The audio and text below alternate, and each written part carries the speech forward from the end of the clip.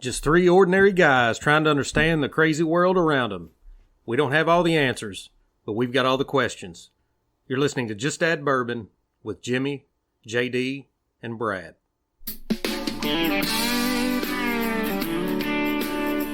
What's up, everybody? This is Jimmy Don Kerr.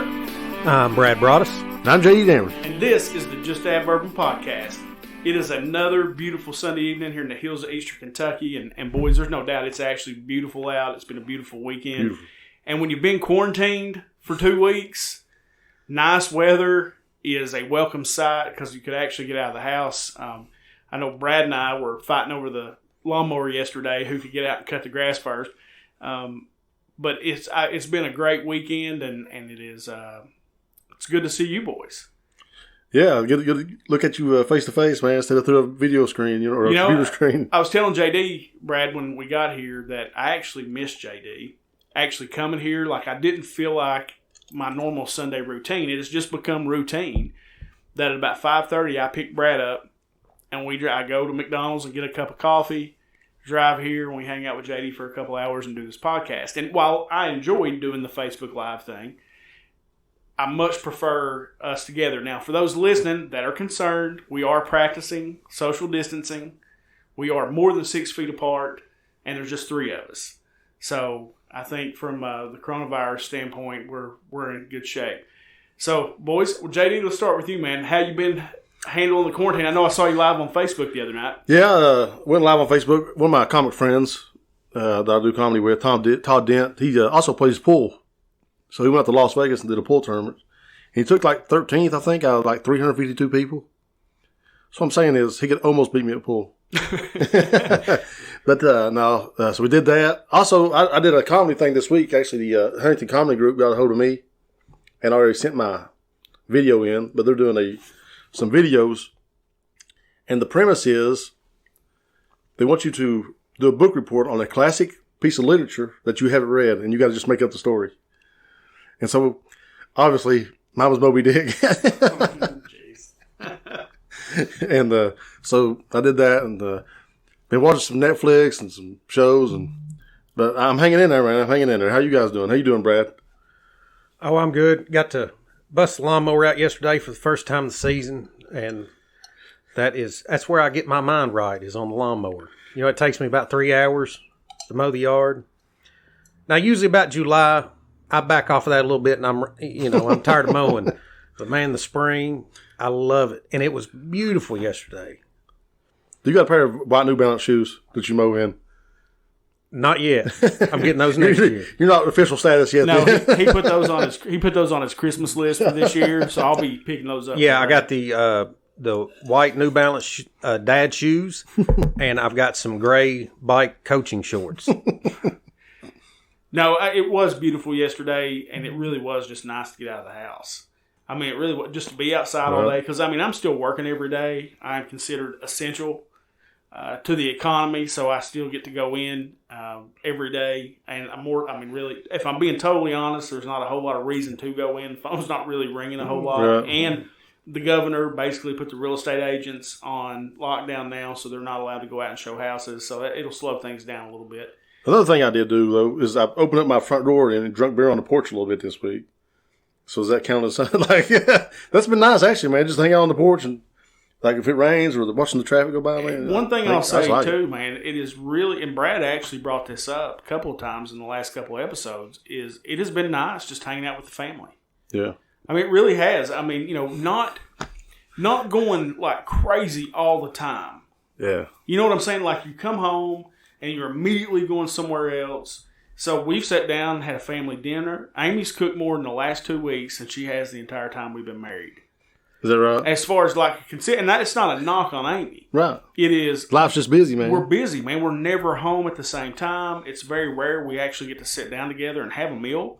And we have every evening. We've had some great conversations. Over the last couple of weeks, I feel like I've gotten to know my kids a little better and kind of what they're dealing with. But the boys have been coming up. We've been hanging out with the boys. They've been out on the trampoline and stuff. So we've had a good time. You know, we don't do a lot, but the boys play baseball and they do jiu-jitsu. So we don't do a ton of running.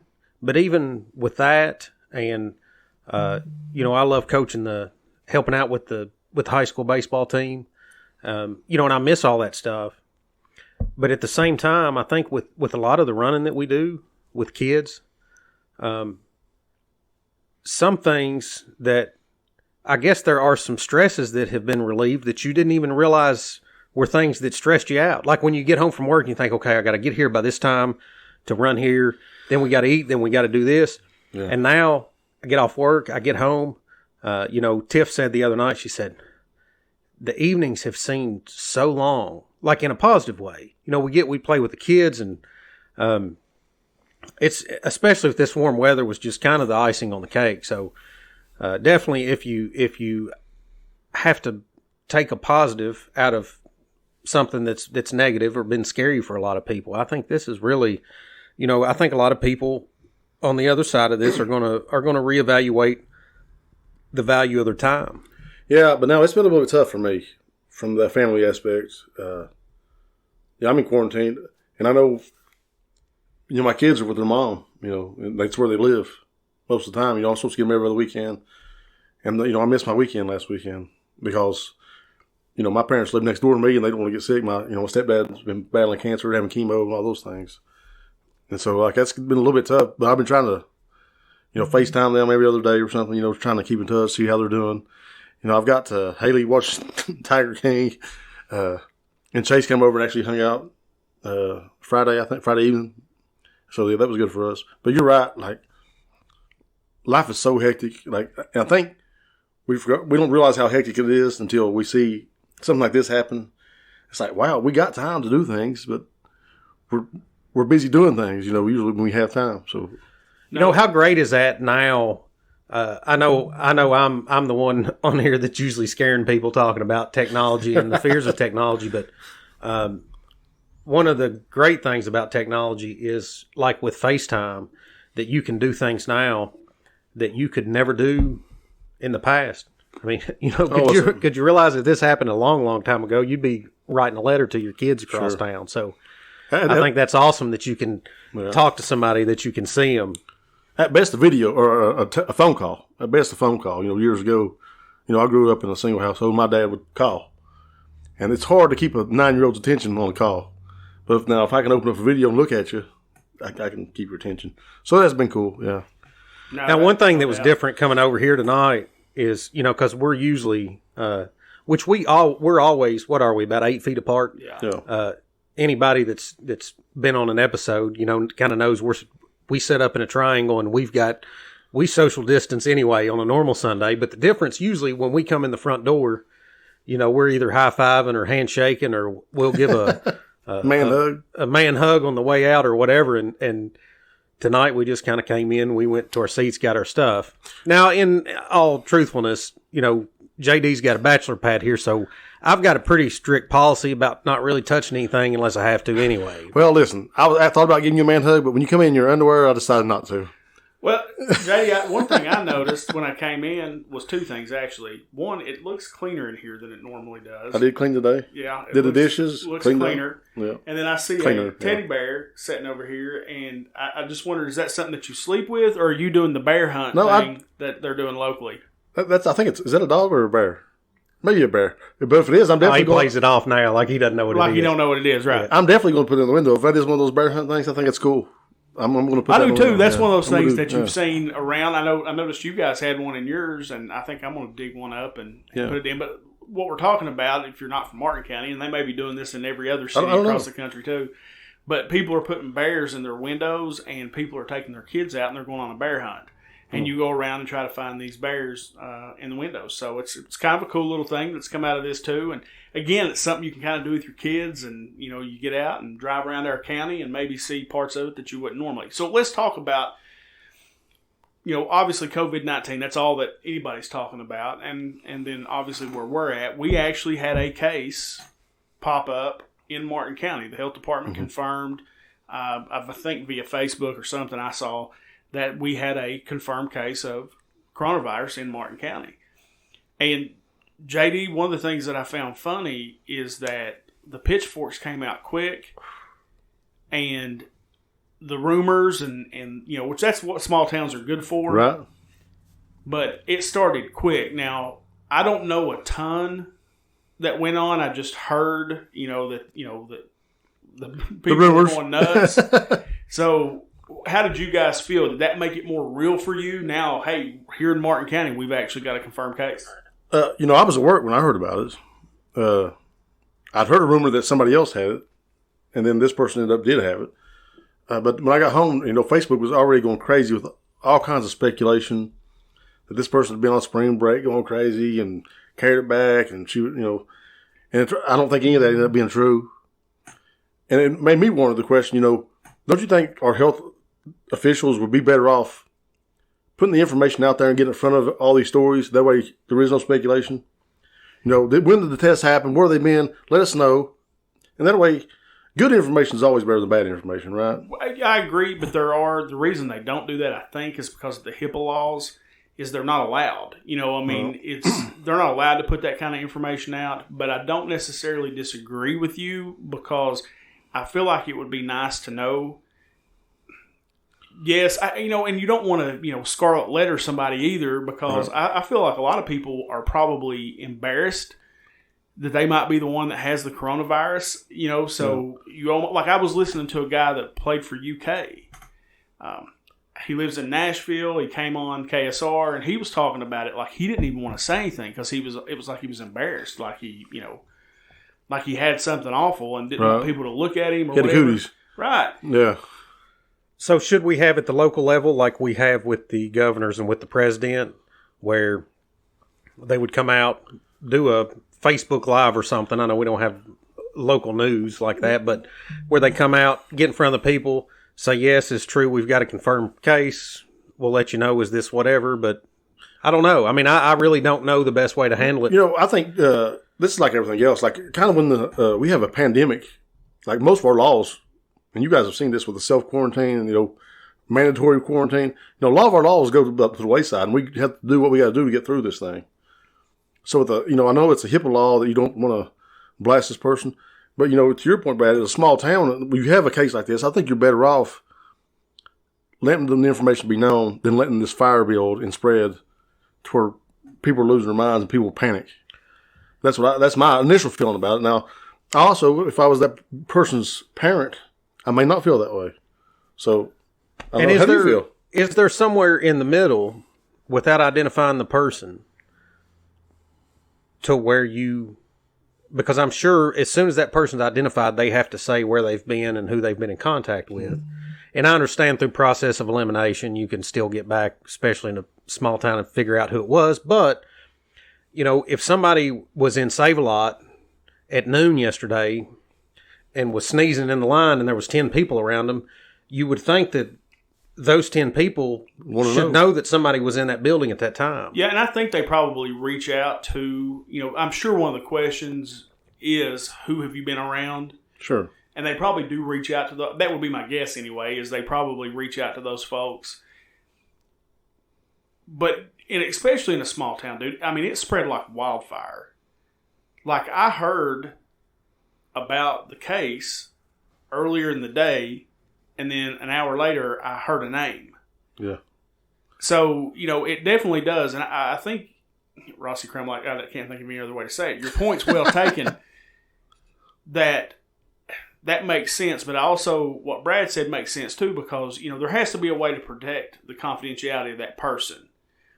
Because you really might have somebody do something stupid. That's true. If they found out who it was. But I do feel like you could say, okay, if you was here at a certain time, you might want to get checked. Yeah. And then the other side of that is you're seeing people that have not been confirmed to have it, that are sick, that are being tested, that are coming out and saying, hey, I might have this, I'm being tested. And I understand that it's well-meaning what they're doing, but then at the same time, you're scaring people to death when maybe you don't have it. So what's the right way to handle that? No, because I commend them wanting to get out and say, hey, I may or may not have this, but for everybody that was around me, I'm being tested for this right now because it takes a little while for the test to come back. And you're eating up tests.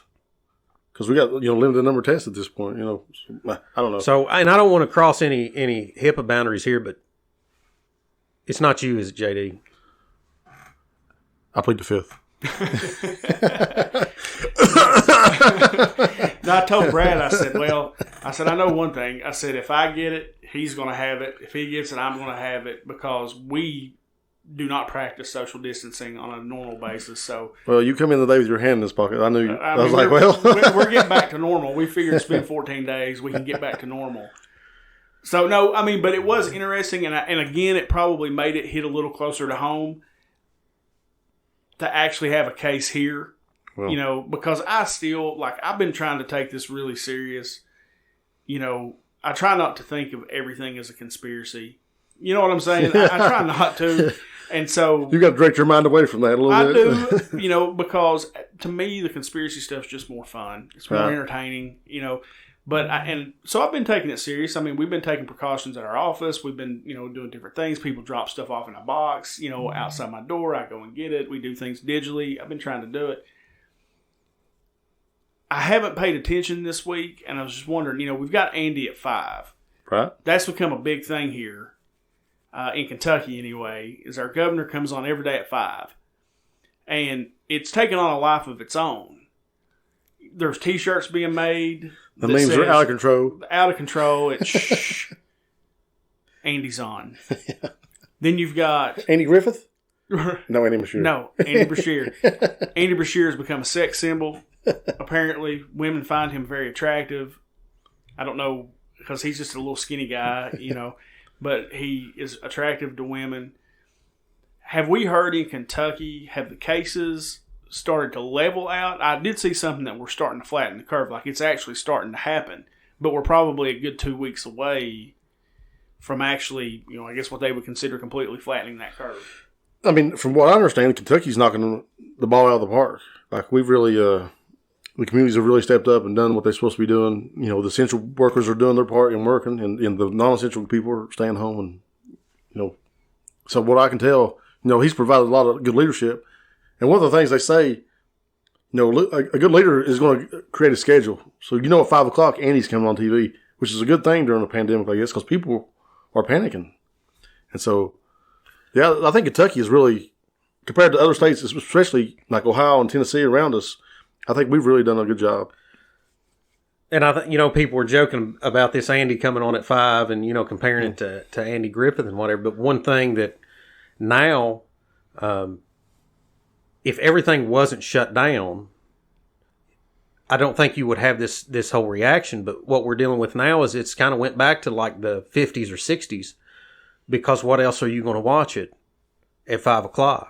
Right. So, you know, the bread and circus has been removed. You know, entertainment, there's no sports on. There's no, unless you want to watch like underwater curling or something on ESPN. That sounds amazing, by the way. So it's given people something to look forward to. And because this is obviously the biggest thing on everybody's minds, we've kind of reverted back to when you had 3 channels on TV. Oh, you've got the sign language lady. What's her name? Like I can't remember. I know Ken's Ken is the guy who does the photos and the pictures and all that. But you know, the sign lady, like they were taking odds the other day for the gambling community. They were taking odds on what color sweater she would wear, whether the first photo that Ken showed was a dog. I mean, it was crazy. You know, they were taking odds on all that stuff. But I mean, it has. And again, kudos to our governor. I mean, you know, Brad and I were actually talking about it on the way over here. You know, policy wise, I don't agree with a lot that he says, but he has done a phenomenal job. The one thing that I like about him is he has very good oratory skills, and him getting out in the public, the way that he speaks, I mean, specifically handling this type of situation, a crisis type situation, is, I think it's soothing to a lot of people in his presentation because he's just very smooth and hasn't, like where you've got governors in other places that are fear mongering, doing gloom and doom. He has been. Go ahead, Jimmy. I know he's going. No, I had a question, know. And I didn't see it except on Facebook, and it was Jim Justice, the guy that's the governor of West Virginia. All I saw was like, what did he just say? Like, it must have been a mess. Whatever he did or whatever he talked about, it must have been an absolute mess. It was a train wreck of crazy proportions. I mean, it was like, there's one meme I thought that really summed it up well. It had the Swedish chef Have you seen those? You know who the Swedish Chef is though, the Muppet. Oh, yeah. That guy. Okay, so it has a Swedish Chef and it has Jim Justice underneath going, "This MF for spitting," because that's what his press conference was like. Like he talked for 30 minutes and didn't say a thing at all. Like he was like, "So what I'm trying to tell you is, we're going to be like New York if you don't pay attention, and we really need to." It's like, really need to what, man? Spit it out. What are you saying? Yeah, I mean, it must have been a mess because that's all you saw. Because Amy's from West Virginia, so we have a lot of people on our feed, know, that she knows that live in West Virginia, and that was like, it must have been awful. Whatever it was, it must have been a mess. And so let's kick it up to the national level. Trump seems to be doing a pretty good job. He's doing something similar, coming out talking every day. Kind of relaying. He's bringing his people out with him, and then they talk. I feel like he's handled it pretty well. It seems like his approval numbers have gone up some during this. But I did notice that a lot of the major networks are actually no longer either televising his daily briefing or they cut it out and go to their normal. Have you guys seen that? Which is weird because their ratings are through the roof right now. Which makes sense because people want to know what's going on, right? Back to JD's point of people are scared and they want to know what's happening. That's why Andy's... I mean, I think the other day I was watching a live feed on Andy's. There was like 40,000 people on there watching that at that time. So, you got the president coming out, ratings are up, but, you still, that's the other thing, talking about social media, is there's a lot of nonsense that gets put out there too. It's really hard to kind of wade through the BS right now and figure out what's real and what's not. It's Wild West, man. I've been trying to give President Trump some credit the last couple of weeks, but man, I'm opposite you, Jimmy. I feel like he's really starting to drop the ball, like not getting things going till late, like these ventilators. You're not going to take any responsibility for his delayed reaction at the beginning. I mean, we all know that your reaction was delayed. We know that. I mean, the thing about these tweets and Twitter is that it creates a record, right? And so we know what your opinion about all these things were for 2 months. So just own up to that and now move on. Let's move on with it. Accept responsibility. You're the president. And the buck does stop with you, right? So, and I feel like he hasn't done that. But, I'm glad to see him getting GM involved. I am glad, with you all see what was going on with GM, right? They're going to start to make the ventilators now because the National Production Act, or the Defense Production Act, and so hopefully we get ahead of this curve. But yeah, I've been a little bit disappointed in that aspect of him. So, I'm just wondering, how, because I don't think everything's been perfect either. Right. But, I'm just not sure how he would have won with the media either way. Because when this first came up, the first thing he did was stopping the travel to and from China, which you would think would make sense. But they came out, the media, as well as, Chuck Schumer came out and tweeted, "This is premature," and, saying that it was racist and xenophobic and all this stuff. And then a couple weeks later, then Chuck Schumer's the same one that comes out and says that he didn't do anything. Which I know, look, a lot of this stuff, whether it's the national level, the state level, what we were talking about here just at a local level, in hindsight, everybody knows a lot about everything. Yeah. And this is obviously a new thing and it's different. So we'll be nitpicking for the next 20 years what people did and didn't do. But I'm like you, let's roll forward here and see. But hopefully, at the end of this thing, if it's not nearly as bad as these people told us it was, like the one guy that they were going to, his predictions was one of the main things that the country and all the governors too, and the governors were going to for this one guy's predictions. And now he's backtracked on that and said, "Oh well, yeah, it's not like I said it was going to be." So who do you listen to? So, one of the things he could have done, of course, this is hindsight, but I don't claim to be no genius. I don't have no degrees. But when the CDC says, don't fly back these infected Americans to the country on this commercial flight from Japan, over 100 of them are affected, don't bring them back, I probably wouldn't have brought them back. Okay, and that's fair. Let me ask you this. They're American citizens, right? Sure. What would they do? Well, they would get quarantined over there where they was at. What would you do? I mean, you think that's better than you put them on a flight with people that aren't infected and bring them home? Now, I don't know about putting them on a flight with people that aren't infected. That's what happened. So that's what they did. Yeah. Okay. All right. No, that makes sense. I mean, what you're saying makes sense. I just, like there's a kid that's from here that plays basketball over in Italy. Yeah. And he couldn't get out of there.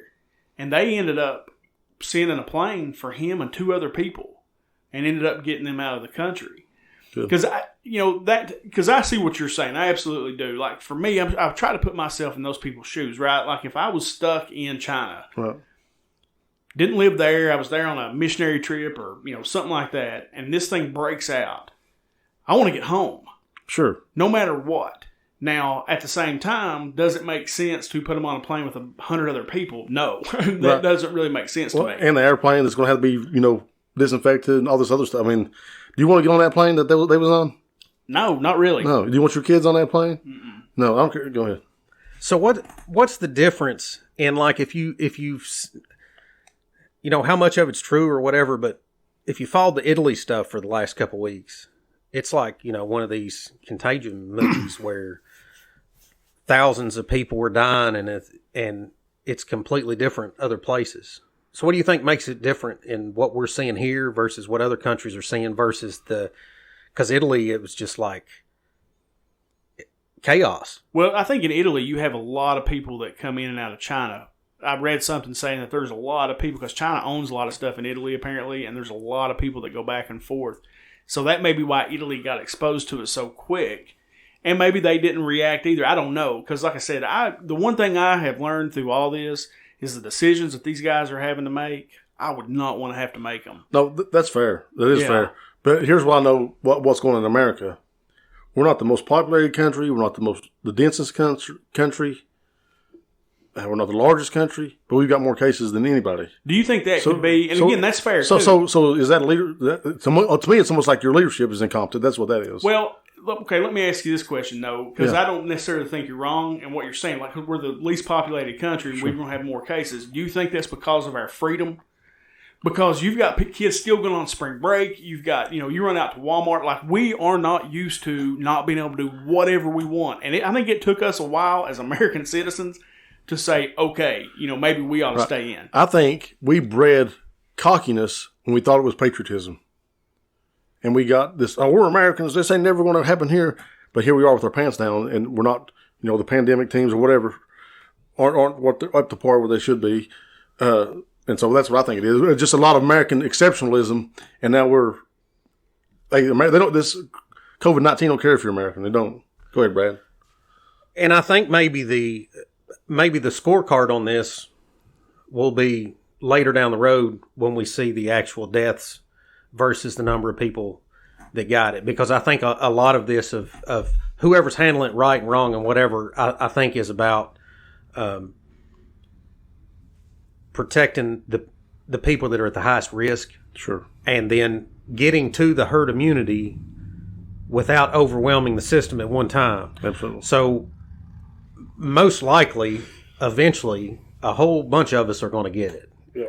And I think the key to what they're doing is kind of spreading that out gradually, because if you think about our community, there's 10,000-12,000 people in Martin County, however many people in Pike County, however many people in Floyd and Johnson County, and we've got 3 hospitals? 3 hospitals. Right. So even though if you had 10,000 people in our area that got it, even though a majority of them are going to be just fine, what if they all flock to those 3 hospitals in a 7-day period? Then that would be a situation. So I think this is more about not even the quarantine. It's not a fear that they think 500 million people are going to die. It's just not overwhelming the facilities. Right. And your point, you're absolutely right. And I agree with you wholeheartedly.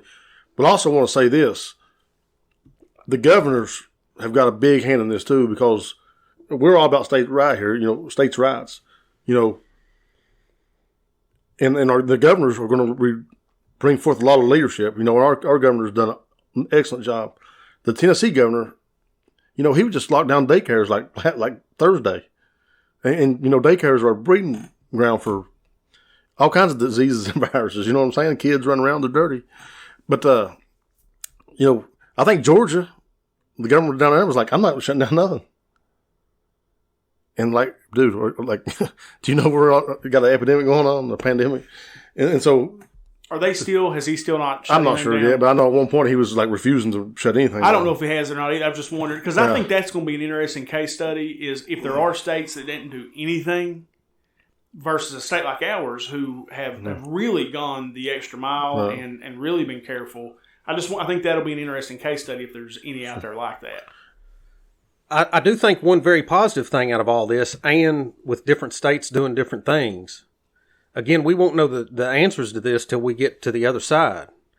However, I think future, when we talk about wars and those type of things, historically we've always thought about wars as being tanks and bombs and airplanes, and I think that I'm not saying that couldn't happen again in the future as far as World War III being that kind of war, but I think because of technology now, a lot of the bigger nations have kind of nullified different things that you can do, right? So you're still going to have wars like the dumpster fires where you send troops into one place or do this, or they, terrorists fire something here or there. But I think as far as a World War type scenario in the future would be technology or bioweapons.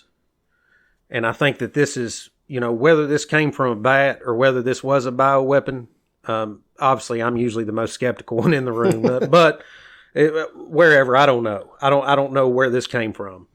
But you can see through this how effective that would be, and it would take one person to release one thing, and you could see the chaos that it would cause, not only to the public health, but the economic ramifications. And I think this is definitely a good trial run to maybe be prepared for the next one. What do y'all think? No, I agree 100%. I've been very critical of Trump. Not Trump, it's the testing. Like, how do these other countries have all these testing? It's like they got there a lot faster than we did.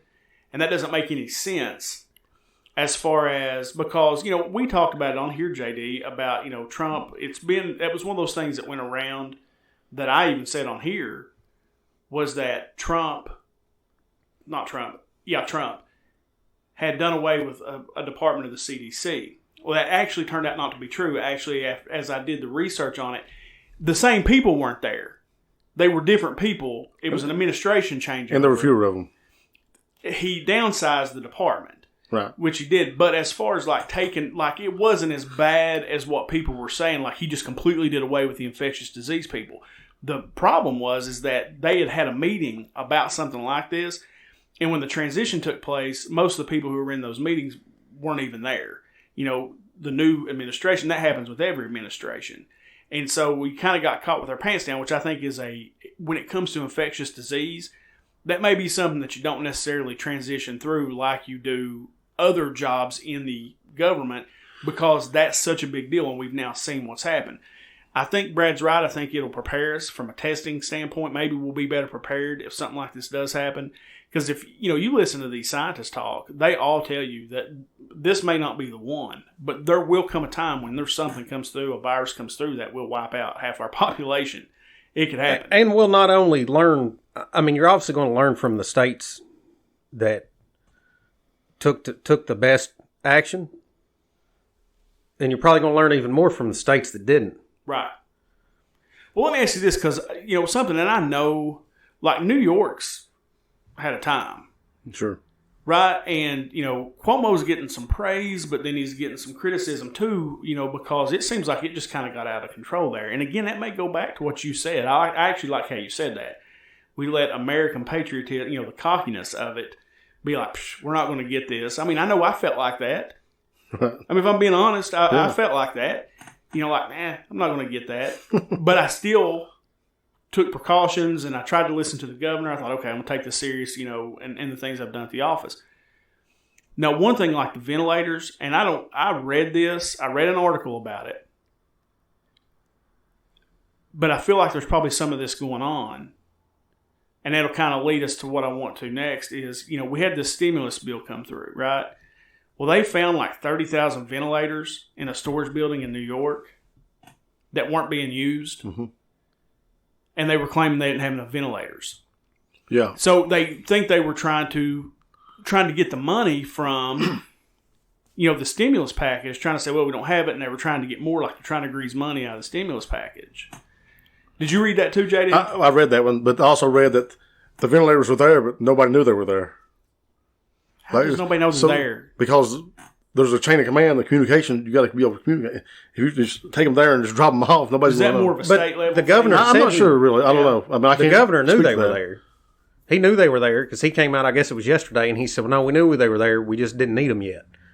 But I thought, which that would make sense if you had them for when the outbreak hits, right? Because especially you're talking about New York, you've got a density issue to where obviously, it could break through fast. So if you said, well, no, we've got them, so we're prepared when it hits, that makes sense. But I thought that a couple days before they were saying they didn't have enough. Right, it was. They were saying they didn't have enough, but the governor knew they had. It was like, I don't know if that number's right. I think it's pretty close. Yeah. But 30,000 for New York City is not. It's probably nothing, really. Yeah. Yeah, for as many million people are in there. But, we talked about this, Brad, on, God, I don't know, several episodes when it comes to like the stimulus bill. And a lot of the news that you saw was that these politicians were trying to add all this extra stuff into the bill. And we've talked about it on here a lot. Didn't have a thing to do with the bill. Didn't have nothing to do with the bill. Why not just, this bill is for this pandemic. Why are you trying to add that stuff on there? And that was the majority of the news that I saw. Yeah, I mean, this is a conversation that we've had before. This is one of them I think we were all three in agreement on when we talked about it was that why can't we have a bill about what everybody knows what this bill is about and then move forward with it, go with the other things later, but every time there's a big bill, and then it's almost like, I know people are trying to sneak stuff in, but I think sometimes, regardless of which side you're on, sometimes the other side likes it that they sneak stuff in because that gives them plausible deniability to where they can say, oh, well, I can't support it because of this and this. Oh. And when you add other stuff, a lot of times it's the politicians are made to look like villains. And it's not because of the bill itself or they don't want to help the people. It's because of the way the bill was written. And, I have somebody that I know that was a politician at a state level. And there was a teacher's bill. And he voted against it. Well, he loves teachers, right? Has teachers in his family. Right. The reason that he voted against it is the way that it was written. It wasn't just going to take care of, it was going to give everybody the same thing, whether you'd have been a teacher for 1 week or whether you'd been there for 30 years. He didn't think that was fair to the tenured teachers. So he voted against the bill for the way that it was written, but was in the papers for months that he was a supervillain, that he hated teachers, and that he didn't want to support giving teachers raises. And just seeing that years ago has opened my eyes up to when you see these bills to trying to at least figure out what's, what are they for or against. But when you've got 100 different things in a bill, like how do you know?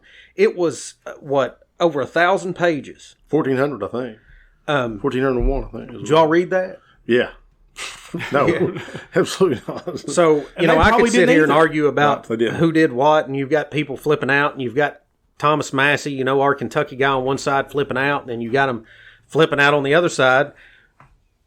But as far as the fighting at least from the political crowd, it was a unanimous vote. Yeah. So I don't know how they're arguing with each other now. You know what I mean? If the people don't like it, that's one thing.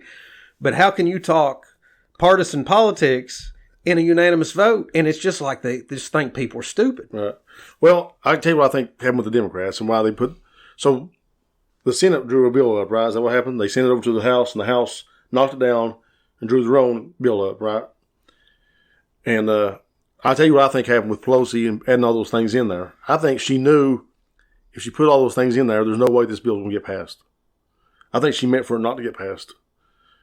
But she wanted, of course, what you're going to hear on Facebook and on the radio or on the cable news is, oh, they want to give you $500 for every child and $1,500 checks on top. And so she was smart enough to see that. I think that was like kind of her mind play was, we're going to water this bill down with so much garbage, it's never going to pass. And we can't afford all this stuff we're promising, so it's going to get kicked back. Does that make sense? Yeah, it does. And I was going to pick on the Democrats a little bit and let you pick on the Republicans because I don't know exactly. Because, of course, what I'm reading has a right skew to it. Sure. And, let me give you an example.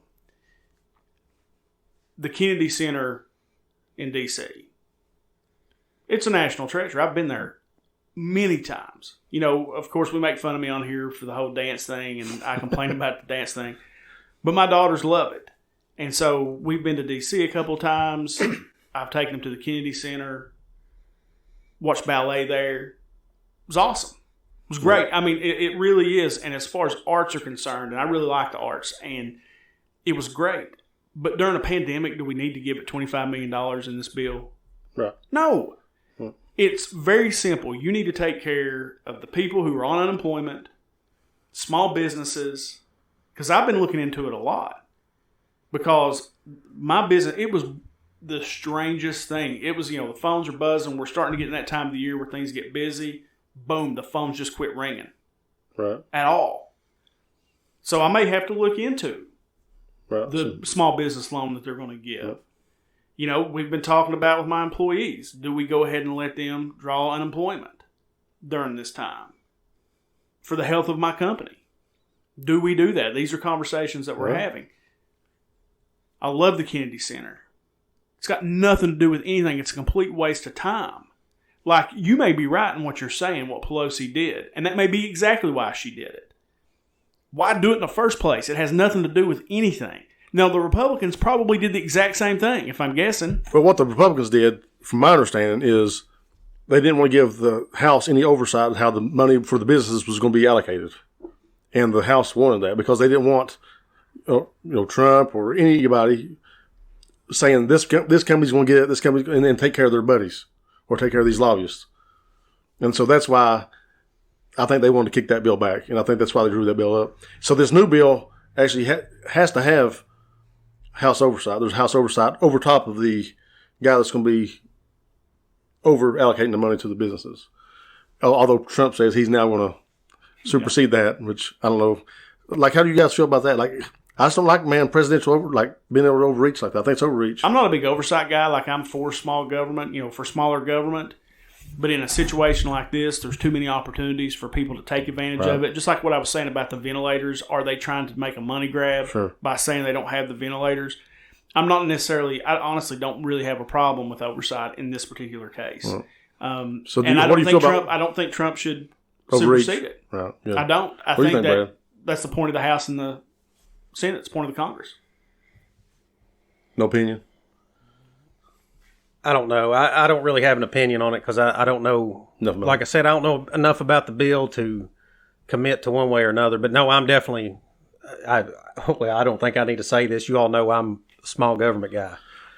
But I do think that one thing that's kind of been an argument going around, is everybody's talking about money going to corporations. And now I'm not for bailouts. Like I don't think that companies should be bailed out for their past decisions, and we're going in and taking this money and bailing them out. But as far as money being injected into the economy, I mean, that's how stuff works. If these companies are not running, then most of us do not have jobs. Right? So, right. I mean, I know obviously small business owners are getting hit harder than anybody. I mean, not just like Jimmy Don with your business, but, I think about, Risa that cuts our hair. Those people in our communities that were just told one day, hey, look, you're going to shut down. You can't go back to work until we can tell you. So I think that obviously not just to the individuals, but going to the companies is okay. But I'm not for the big bailouts. Like I said, we're bailing out companies for whatever they've done for the last 20 years. I think this is specifically about the shutdown from the coronavirus. The biggest thing with the loan that you have to take, right, is you have to use it. You don't have to pay it back if you use it to pay your employees to keep them going through this. If you use it for anything else, then you have to pay it back. And I'm all right with that. And that's what I'm saying as far as the oversight goes. Like that may be somewhere where you and I can find some common ground. Is I'm not opposed to that oversight and making sure that these big Wall Street banks and these big companies who absolutely end up, giving big bonuses to their CEOs, which is what happened in the last bailout. Yeah. That's exactly what happened. And to keep that from happening, I don't have a problem with it. And I do have a problem with Trump if he supersedes that. I'm glad to see you boys coming over to the socialism side of things. So you guys have been hardcore capitalists all this time. Well, I'm glad to have you boys over here. Welcome to the Bernie campaign. Well, I'm almost a jungle capitalist, right? Well, I'm almost a jungle capitalist. Like it's survival of the fittest. If something goes down, like I get why you put the money into the economy. Like I get why you do it. Sure. I don't know that I necessarily agree with it. If I get a stimulus check, am I going to send it back? Probably not. Nope. I'm not. And and what I tell I'm gonna people, get mine to JD. yeah, Sweet. JD's like, I'll take it. Bring it over, baby. Yeah. But no, I'm Heard my almost pride. like a jungle capitalist. Like I think like these big banks, they say they're too big to fail. Now there is some truth to that. It would send shockwaves through our economy for a big bank like that to go down or a big company like that to go down. It would. But capitalism, at its heart, that's what it is. And something will fill the void. Now, it may hurt for a minute. I'm okay with that because that's what it is. These companies, like one of the things that Trump came out and said, and he actually agreed with the Democrats on this. It was one of the things that the Democrats said, and Trump came out and supported it, was when things are good, when times are good, the idea, I know I practice this in my business, okay? When times are really good, I sock money away for the times when things aren't. And a lot of these companies, these big companies don't do that. They will pay out stock dividends. They'll give their CEOs big bonuses. They don't cabbage anything away. Nope. That's what they're supposed to do. And Trump said, absolutely not. We give you this money in the future. This is what you're going to do. That's smart. That's actually smart on Trump's part. And it was a Democrat idea. So I got a question for you, Jimmy, because you probably this is the life you live, really. You know, with these big banks, and they said they were too big to fail. So when we look at monopolies, isn't that like monopoly? Like if you're too big to fail, aren't you too big to be? Like you shouldn't exist if you're too big to fail, right? Like if you're going to cripple our economy, if you shut down, don't you feel like you're too big to exist? Yeah, and it seems to me, and I'll let you, because you know a lot more about this than I do, but even like this is one thing I'm thinking about with all this now, with your small businesses that are hurting, even if they get some assistance. If the big cats are getting assistance too, some of the small businesses, even with assistance, aren't going to make it through this. Yeah. So, just like in the Great Depression where you had so many millionaires made because the people that did have some money would just buy up everything at 10 cents on the dollar, right? And then when it goes back up, then you've got billions of dollars or whatever. Well, how many small businesses or smaller entities do you think are going to get absorbed by the big entities through this crisis? Absolutely. No, that's going to happen a lot. And the crux of our economy, what makes our economy one of the greatest economies in the world is the small business owner. It's not the giant corporation. Okay? It's the small business owner. There are more small businesses in the United States than there are corporations. And to answer your question, if a corporation is too big to fail, is that like a monopoly? Yes. And it shouldn't be, in my opinion. It should not be. You need to bust those companies up into smaller companies where they're not too big to fail. And Brad's absolutely right. That's where a lot of people get rich, is they'll let these companies falter. They'll press them, make them fail, and then buy them for nothing. Mm. And then capitalize on their assets once they've got them. And it's crazy. Yeah. That's why I tell you I'm almost like a jungle capitalist. Now, the thought of that's scary is to let one of these big banks or whatever just fail, dude, because people would lose. I mean, normal people would lose insane amounts of money. That's scary. But I think we have gotten to a point with these bailouts and different things like that where nobody makes a plan for the future. It's living paycheck to paycheck necessarily. That for corporations, it's almost the exact same thing. And that's why I'm saying you need to let one fail so that people stop doing that. So during the banking crisis, didn't a lot of the small fish get eat up by absolutely. the big three, big five? Yes, they got bigger. Right. So, like, why do you think that continues to be? Are they just so powerful? They get, like, the lobbyists? Their lobby is so strong that they're greasing these politicians up with a lot of money because they want to get bigger, and it's more about shareholders. Right. And these people are all rich, like uber rich people. Right. And they're business people. And again, when it comes back to capitalism, the strong survive, right? The more money you got, the stronger you're going to get. I mean, it's just the way that it is. but you can't bail them out when they do stupid shit. Right. Which is what a lot of our companies do. It's stupid stuff, man. They don't have that fallback. Like, they should have let these banks crumble to the ground in 2008. And then, like, in 2008, I mean, a lot of these banks, like the CEOs and these guys were taking, like, $20 million bonuses. Yes, and it came from buying yachts, man. And it came from the stimulus bill. Right. And now that's the stuff that should really be, like, you would think would be pitchforks in the streets. And I think the big part of the money scam, because I'll admit, it's I look at it, I try to understand it, but it's like the shell game, and you can't keep up with it. And then we've got fiat money that's circulating that really doesn't even exist. And it's like you're paying for your money. You go work for your money, you get taxed on that. Then you go buy something, you get taxed on that. And the whole money that's circulating is just fake numbers anyway. I mean, we don't even, like, Jimmy Don and I had this conversation a long time ago. But, I was asking him, I was like, man, you handle millions of dollars in a year. Every year, millions of dollars. How many dollar bills have you had in your hand in the last 10 years? What would the answer be? 0. Yeah. Right. So computer screens and checks. I guess. If you think that people can screw you out of money when it's real money, when it's numbers on a computer screen, and I think that's where we're at. Well, it brings up, I want you to make your point, JD, and then I want to swing this conversation based on something Brad just said. Well, the only thing I was going to say is, like, this is why I'm not such a hardcore capitalist, because we're not hardcore all the time. We say, okay, we want to praise these companies when they have the foresight to invest money in this, and that's great. But when the little Joe Schmo down here is about to lose his house, we don't want to do nothing for him. Like, and to me, it's important. Not the normal person has to be taken care of, like, more so than even the big corporations, because the big corporations, like you said, they're making millions and billions of dollars. They should have a rainy day nest, or they should have an egg, So that's what I'm saying. Like, either we're going to be all the way capitalist, or let's be all, or we already have elements of socialism in our DNA of our economics. So I think we can go a step more further. Like, I don't feel like Bernie's a socialist. I know people make that argument all the time, or he's a communist, whatever.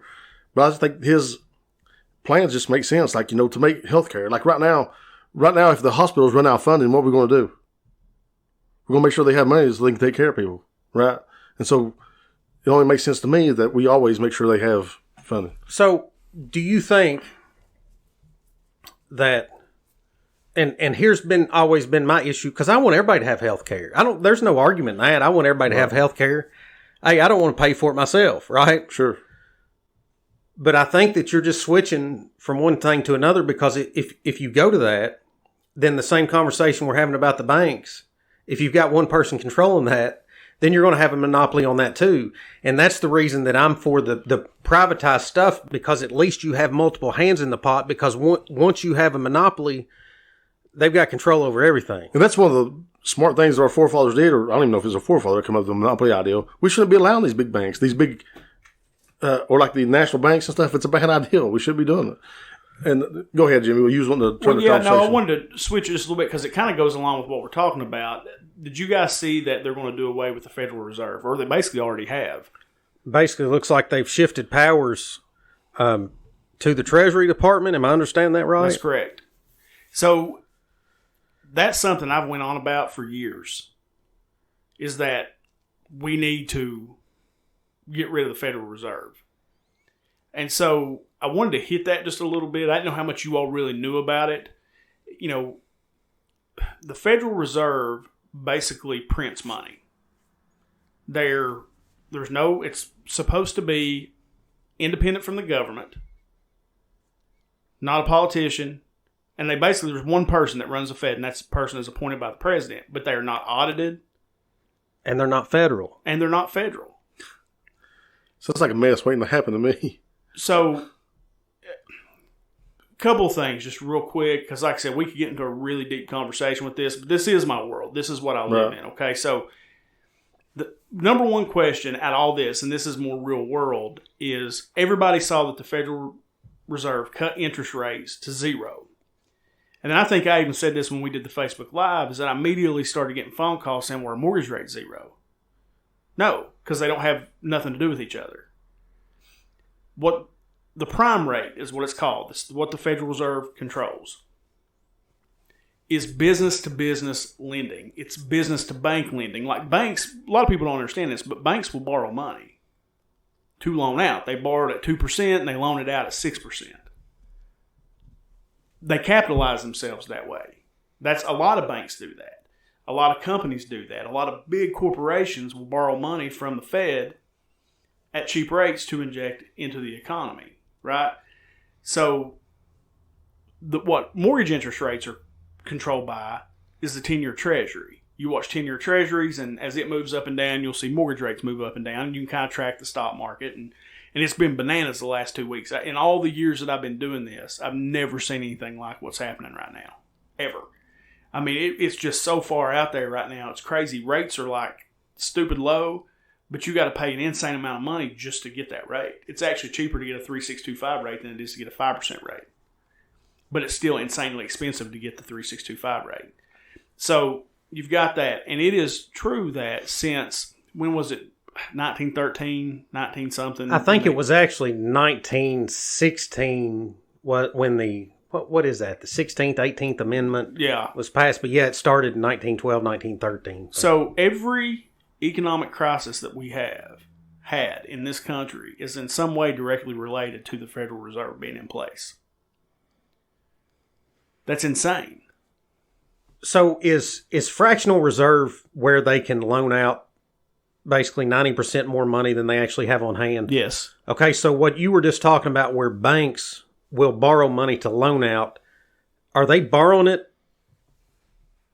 in that fractional reserve way and then loaning it again? Yes. So they're borrowing money from somebody that only has to have 10% of what they're loaning to the bank, and then the bank who borrowed that money and doesn't even have it can then loan it out. I mean, that's makes no sense, insane. does it? So, and it has also devalued our dollar almost 95% since it was created. That has to do with inflation. You know, you'll hear inflation. That's a buzzword, right? You'll hear inflation all the time. And the way things go up, well, what that means is, you know, I mean, you can, like right now, for example, you get gas over there in Prestonsburg for $1.65 for regular. How long has it been since you've seen gas under $2 a gallon? That's inflation. Yeah. And your money's not worth as much as it once was because everything costs more money. And wages have been stagnant. They have not moved up. Right. So, and that is a direct result of the Federal Reserve. So do you think that it going to the Treasury? Because look, I'm just going to throw it out here. You know, a lot of the circles out there, you know, that talk about these different things, talk about the almost a soft slavery, right? And that all being controlled by the Fed, being able to change those rates. I'm sure that has everything to do with inflation, right? Because yes, it does. When in I think the last 75 years, the dollar has decreased by, I mean, well, what used to be dollars now, basically 10 cents. Right. Do you think that could fix that in some way? Yes. Because what I'm talking about is how life-changing would it be? Say if you made the same thing that you make today, but you go out to buy a Camry that is $30,000 now, and it costs $15,000 or $20,000, and then your milk, instead of being $3, is $1.50. That would be absolutely life-changing. It could potentially reset the economy in that aspect, yes. So what's the alternative? Like not having a Federal Reserve with the print money. Like what do we do? Like how do we move forward? Like what's the banks going to do now? They're not borrowing money from the Federal They'll still Reserve? be able to do that. I mean, there'll still be an arm to be able to do that. It's just the way that the Federal Reserve is set up right now, the way that it's structured, it is more global-based, where we don't have really, as a country, we don't really have a whole lot of control. Trump has to make these off-color comments to get the guy to do anything. Right. And where we can now control it you have a business like, I mean, I'm not going to say Trump's actually the ideal guy for this because he understands what he's, and that's not a blowing Trump up or anything. That is, he's actually ideal for this because he understands what it actually means and how it works. But it also puts it under the auditing guidelines of the federal government. It hasn't been audited ever. Ever. Not one time. That's crazy. Since the 1900s. And another challenge I'll put out there, maybe somebody can find it, but tell me who's on the board at the Federal Reserve. Look it up and see what you come up with. This has been the most secretive thing for the last 100+ years. And you... Go ahead, JD. Bunch of Jews. I was kidding. No. But it's been a very secretive That might not be a bad idea, really. It has controlled everything. I mean, the money. I think maybe it was Mayor Rothschild or one of those old guys said,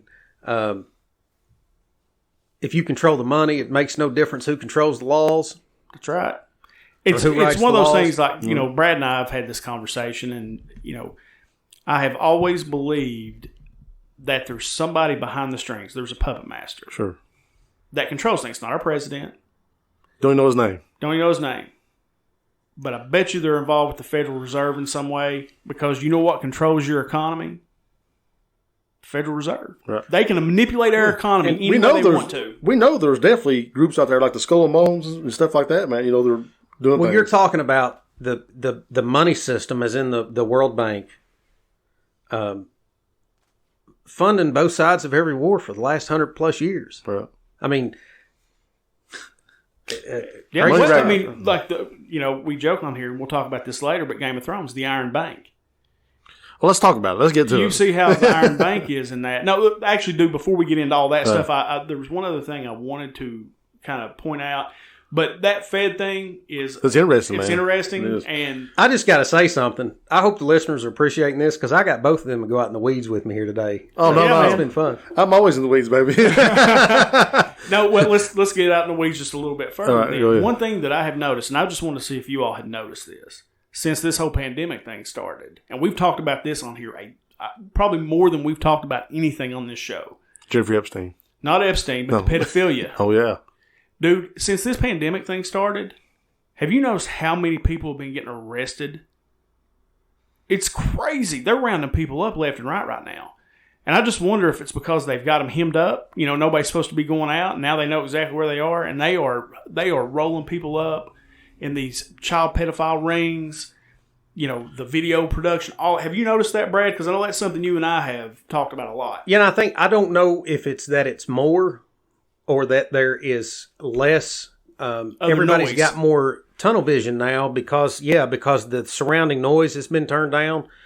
Because, we've been keeping up with this stuff for the last 6-8 months, and thousands of arrests, but it wasn't getting any attention because we were talking about everything else in the world. So now it's pretty much, you got Andy at 5 or whatever you can find in the news. So I don't know if it's just that maybe it's just out there a little more now. Who knows? Someone far off by saying Jeffrey Epstein. Well, I was pretty close. You were right on, actually. Yeah, you were right on.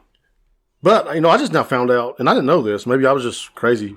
But the lady from Small town? Smallville. Smallville. The Superman show. Yeah. She got arrested. It's been a couple of years. That was when we first started the podcast. Did you talk about that already? Yeah, we talked about that. What's it called? NXIVM. Okay, yeah. So she was like the madam of that group, right? Some of this stuff we're going to have to circle back and touch on as it starts to roll out. But I think what you're seeing is that a lot of these people, going back to the beginning, that were getting indicted, that were getting arrested, I'm sure she probably rolled on a lot of people. You had the Claire Bronfman, who was the Seagram's heir, involved in that as well.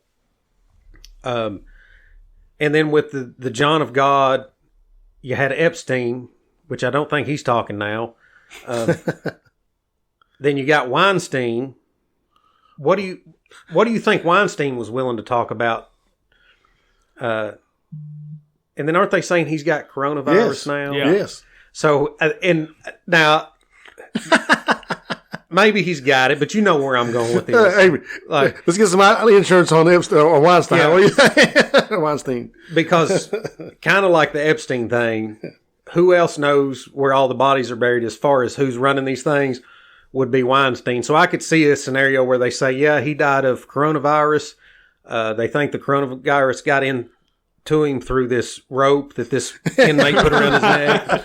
Ignore that hole in his head. No, I said I've noticed that a lot, and it may be because all the other noise is turned down, so it may be. Yeah, I'm seeing it but I kind of seek that stuff out anyway. It just seems like it's just been crazy. I mean, JD even sent us an article through the text group that we do of a guy, and it was a mayor or something like that in a city that's close to us, and he was involved in a sex trafficking ring. No.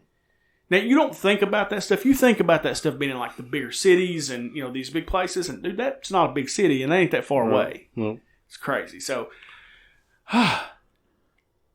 good conversation. Yeah. So, let's talk about some other stuff. Let's talk about some noise that is going on right now. Yeah, let's talk about some. Well, I mean, some Tiger King. Some Tiger King, dude. That's like the craziest. And full disclosure, I have not watched it yet. And I'm okay with spoilers or whatever you guys want to talk about because I finally finished Game of Thrones. Let's talk about that first. Now I can actually watch Tiger King, so I'm going to get on that. But I did finish Game of Thrones last night, JD. And I will come back and say, as I've said many times before, thank you.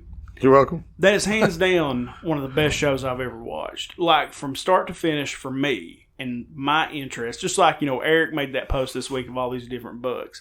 And one of the books that I told him that I love is Batman and the Long Halloween. It is good, by the way, if you like that kind of stuff. And I'm a nerd, so I do like that kind of stuff. But Game of Thrones, for me, from the fantasy standpoint, the whole thing, dude, that was one of the best made shows I've ever watched. Like, I could not stop watching it once I started. I thought it was really well done. Got into the books. You asked me about the books, but they just weren't as good, honestly.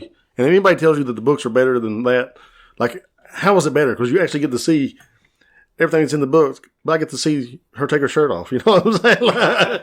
But it's really good. They're really well done. So what do you think about the final season? I thought it was fine. Like, it was a little different. Like, it was only like 6 episodes, I think. Yeah. And I could see where I feel like it should have been expanded out to maybe like 10 because the whole show It was rushed. builds up to this fight with the dead. And it was over in 1 episode. Right. Like, I felt like that could have been expanded out a bit more. Like, even when Jon Snow rode the dragon for the first time. Like, there was a lot of stuff happened in each episode where you're trying to tie it all together because it's the last season. I feel like they should have just, bit it and done 10 or 12 episodes because it definitely changed. You could tell the difference between season 7 and season 8. So, if you had to pick out one episode that's your favorite, can you do it? Like, Yes. I've got 2. Go ahead. I have one. What's yours? Battle of the Bastards. Dude, I was going to say Battle of the Bastards and the Viper versus the Mountain. Yeah. The Viper and the Mountain. That was Those one of two. the craziest Battle of the fight Bastards scenes. was crazy. Like, you can imagine when Do you like Ramsey? Ramsey Bolton. Yeah. No, dude, that guy was a You thought you hated Joffrey, didn't you? yeah, dude. That guy's way worse than Joffrey. No, like that. It was, and I don't want to sound like because I don't really talk in these terms, but that was beautiful. Like, dude, when I watched that episode, because can you imagine? You always wonder what it was like back in old times when they would fight a war like that. And you've just basically got people running into each other and how chaotic that would have to They be. was squashing them, man. Yeah. At one point, I mean, and the bodies were piled so high that they were having to fight on top of them. And they would say, I actually watched the making of that, how it comes on at the end. I actually watched that, and they said in old times that happened. That was, hands down, that was probably the best episode, like my favorite of all time. And then Tyrion came out with a line in one episode I got the shirt. that said, That's what I do. "That's what I do. I drink and I know things." It's this guy That's right one here. of the greatest lines I've ever heard. Is that a T-shirt? I've got a T-shirt. Yeah, Do you really? I've got it. Yeah. That's one of the best lines. Now, as far as in the book, does Daenerys die in the book? Actually, the series ended up getting ahead of the books, and so the book's not even finished up. Like, so he got with the producers and the directors of Game of Thrones, the series, and helped them finish out the series. So in the books, she was way before that. Oh, really? Yeah, I actually haven't read the last one. I think it eventually did come out, but I didn't even read it because Yeah. like the series is just better, man. It just is. Because normally when normally books are way better than the movies or whatever, but you're telling me, because I asked JD, I said, are there books to this? Because I loved it that much. Like, Amy's glad that I finished it, because I would come in, they were like, well, we want to do it. No. I told JD, it has been slow the last couple of weeks. I would come in the mornings at the office, work as hard as I could so that I could watch an episode at lunch while I ate lunch. I mean, like, I got addicted to it, man. Yeah. And I told JD, I said, all I want, like, I long for the Stark children to reunite. Yeah. That's all I want. We all felt that way. I mean, it was just, but hands down, one of the best shows that I've ever watched. And I appreciate you, because, I mean, I really did. It was phenomenal, and I'm probably going to watch it again. The Game of Thrones, the first book's right there on the shelf. I might borrow it, because I may want to read that. I don't know, because, like I said, it was an absolutely phenomenal show. It will, because there's a lot of series that I like. We talked about that on the live feed. But dude, it was awesome. Yeah. I loved it. So, I don't think we said this at the beginning. For you guys that don't know, you're listening on iTunes right now. We did a Facebook Live show last week because we didn't know really how this thing was going to go. We wanted to stay away, do the show with the live feed. Now we're a little more comfortable with what's going on, I think. Right, yeah. So, just for you, when we refer to the live feed, if you want to go back to the Just That Bourbon podcast page on Facebook, you can see that live feed. Yeah, we did the live show, and really because we were trying to listen to what the governor said and trying to take it serious, and so we did it separately, and that's probably something that we'll try to maybe expand on down the road. Sure. Learn a little more about it. It was kind of on the fly for us. So also this week I watched a show that's like taking over Facebook and Netflix is The Tiger King. Dude, that's all I've heard about is The Tiger King. I mean, that is all I've heard about. And Brad, you said you've watched, 3 or 4 episodes of it? Yeah, I'm on the 4th episode. So you finished it, JD? I'm on the last episode. So tell me. I've watched most of it. What is the premise of it? Like, what is the premise of the show? Oh, man. That's not an easy question. So it's basically inside the world of exotic animal people that buy like lions and tigers. Like when you go to the beach, for example, like you can go to Myrtle Beach and there's I've never seen a tiger at the beach, Jimmy Don. Never? There are people like on the side of the road where you can go and you can pet an animal. Oh, yeah, okay. Like that. You know what I'm talking about? I thought you meant like on the beach. I was like, what kind of beaches are you going to? Who's he talking about? So there's somebody. Who's he talking about? Bhagavan. Yeah. So, what do you mean? Well, Bhagavan is Dr. Bhagavan. Doc Bhagavan. He's, I don't know. He's a cult leader. A cult leader, yeah. And he brings these young women onto his, let's just call it a compound since we're calling him a cult leader. And he's got, it's not like the guy's is like real out there. He rides an elephant. But I mean, that's pretty that's common, normal. Right? So he rides an elephant. He brings these young women in to work at his facility. And he has, 3 or 4 wives? Yeah. 3 or 4 wives. Anyway, I'm getting an elephant, I guess is what I'm getting at here. One of my favorite parts of I don't know if you've been there yet, but one of the guys goes to see Bhagavan in Myrtle Beach. He's like, I don't care about these tigers. I want to know how you train them. He goes, what? What are you talking about? Not the tigers. He goes, these women, these wives you got. Because they're waiting on him hand and foot, but he's not even the star of the show. Well, the title is something about murder. Didn't it show that? It was like murder. I can't remember. But, okay, so the central character in the show is a guy named Joe Exotic. And Joe Exotic is basically Jessica White and Joe Dirt had a baby. And, like, is that accurate, Brad? He's got a mullet that's bleached, and he's gay, and he has a polygamous marriage. So he's a gay man that has more than one gay husband. Yeah, right. He's got 2 husbands. They actually had the trifecta wedding. And he runs a big cat farm in Oklahoma, of all places. Well, let me ask this question, because I do want to watch this, and I'm going to get into it, because that's all I've heard is, Tiger King. Can you watch it with the kids? Can I watch it with the girls? Ashton probably. I think Ashton's be all right. Think she's. I do. Enough? That's just my opinion. 14 years old, I think. I mean, I told Haley to watch it, so. But no. Got some. It does got some racy stuff. It's got some language and stuff in there. It's got some racy stuff. Now, the other thing to me is what's the woman's name that's like the big advocate for the cats? The big cat. She killed her husband, by the way. Her name's Carol Rankin.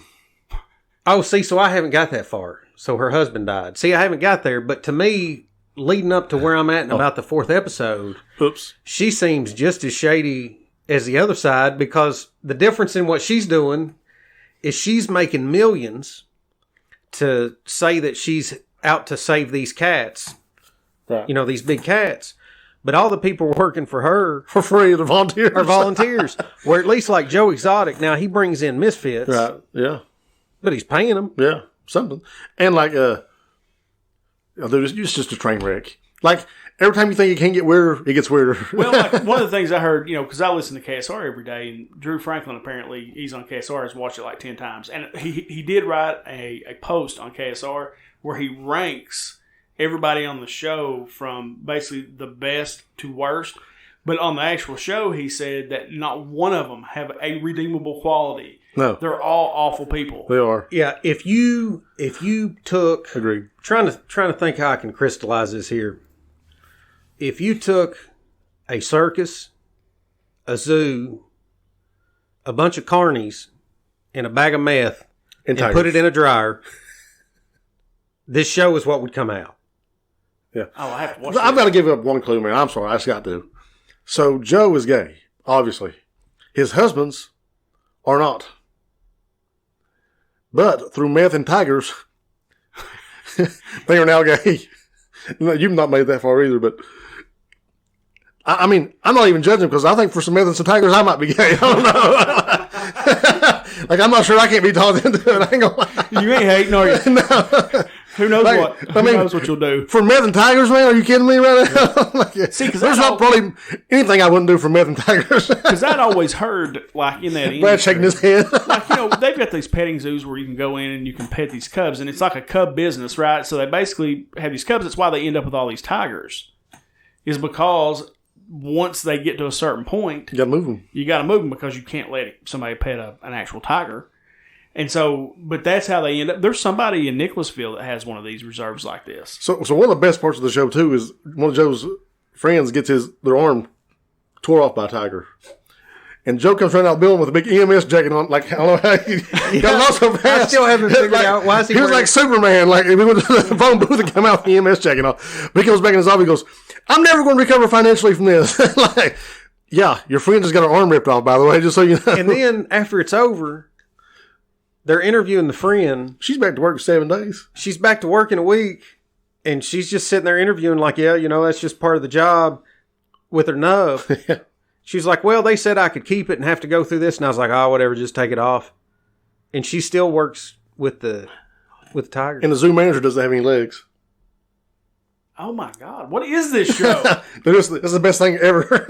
I'll put it this way. If you read it in book form, you would put it down because you would think this is just too bizarre. It's not even realistic enough to get into the storyline. But to actually see these people, I don't know what it is. It's crazy. It's not like something I would usually watch. It's crazy. It's mindless. But like you sit and watch 10 minutes of it, and you're just sucked in because it is the weirdest thing that I've ever seen. It's like watching a train wreck for 4 hours. It just keeps wrecking and wrecking and wrecking. Like, is that right? Well, Right. You know, I texted in the message the other day, in the group message, and y'all was like, so what's it about? I was like, like, I don't know what. And I actually put a follow-up message. I was like, I know that doesn't sound interesting, but trust me. But usually, like if you're watching a documentary that's a train wreck about one person's life, but this one is about everybody that they're interviewing. They're all in the same train wreck. I mean, it's insane. Brad's not even met the worst characters yet, by the way. Well, I saw something too. I saw something on Yahoo that Joe Exotic is suing Netflix. Do we know why? No, I know Carol is. It was like $90 million that he was suing Netflix. Okay. Now, he's still in prison, right? Yeah. Carol God, felt like what she's kind of not. show? Dude, you don't even know how crazy it gets. But Carol felt like she was not portrayed fairly. And I guess she's suing for that reason. Joe's want to get the pardon from the presidential pardon. And if there's a good Lord out there, please let that happen. So he's I don't want to say no more because you guys didn't even watch it, but I promise you, we'll talk about this again next week. Watch it. Jimmy Don, I'll watch I promise it. you, brother, you want to watch this? I'll get that one in so we can talk about it in more detail next week. So before we end the show, because you can tell we've missed each other. And as far as being in the same room, because this has been an easy conversation and we're well over the time that we normally go. So, but I did want to, because Eric did ask us to give him some book recommendations, and he posted those on our Instagram and Facebook page. I just wanted to give each of us an opportunity to kind of explain, I gave Eric a couple of options. He chose to go with the comic book option for me, which is fine because I actually love the book. But so I'll start, and then each of us just kind of talk about those books so that people listening, to learn a little more about the book. The book that Eric chose for me was The Long Halloween. It's a Batman story. It's a comic book based story, but it's actually the book that the Christopher Nolan movies ended up being based on. That's where it came from. And as far as comic books go, for me, man, my world, and people are like, you're a 44-year-old man and you read comic books. And I do.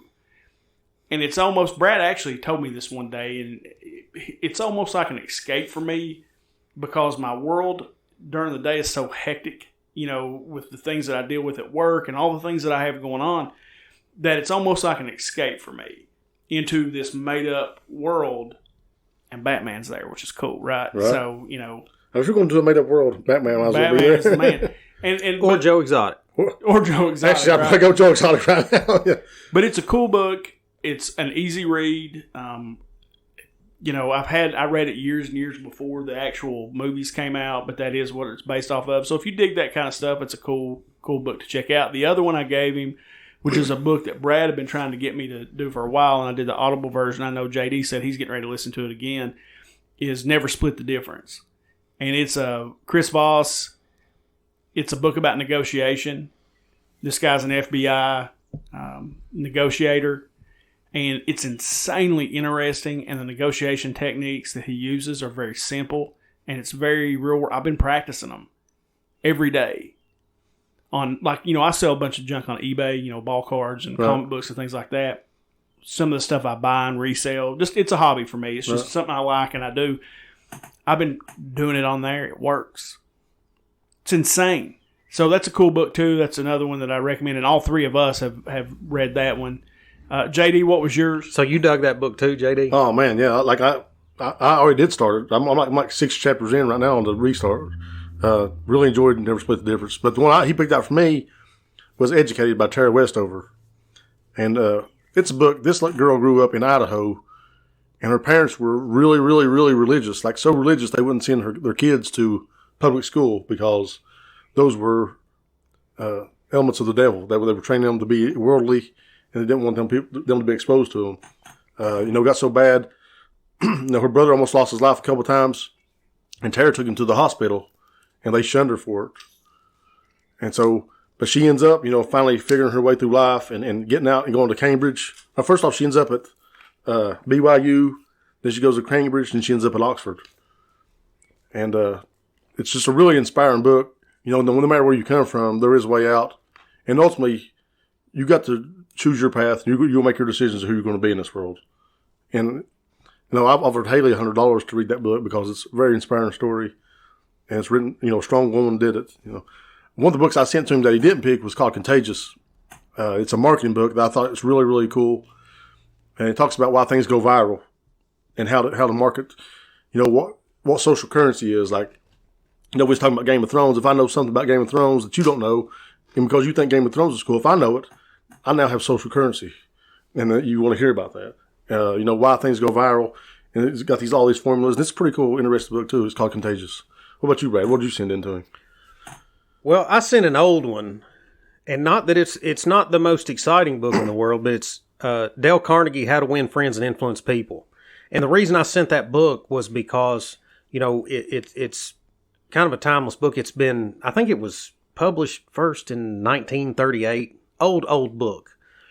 But I think the reason he originally wrote it was because, there was books on everything at the time, but they had surveyed people and asked, what in your daily life, what would you like to have information on? What would you like to have a book on?